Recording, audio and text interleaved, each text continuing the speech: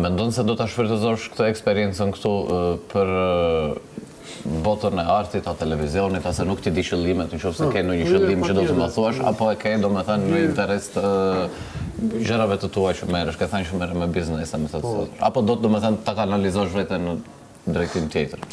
Ideja është që unë realisht nuk e njoh botën e televizionit apo famës fare, zero.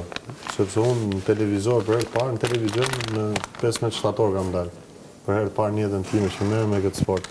Nuk e di, as 15 shtator qëllimi jo të drejtë të mbetesh në tregun e televizionit. Prandaj duhet ta shpjegoj.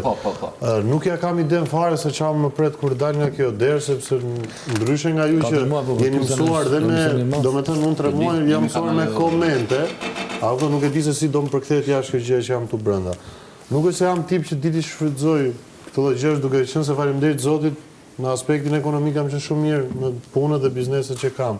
Por patjetër me kënaqësi të madhe do kisha dëshirë ta shifja, po ndoshta jo në televizion, se besoj se unë jam dikush që jap një mesazh apo kam bërë diçka shumë të madhe për Shqipërinë, për kulturën shqiptare, që të përfaqësoj diçka. Se mesazh mund të jap kushdo, ne prandaj këtu jemi mesazh patjetër, po nuk është se kam dhuruar art, siç kanë dhuruar çunat për shembull, nuk është se kam dhuruar një mesazh, unë një emision dashurie kam qenë.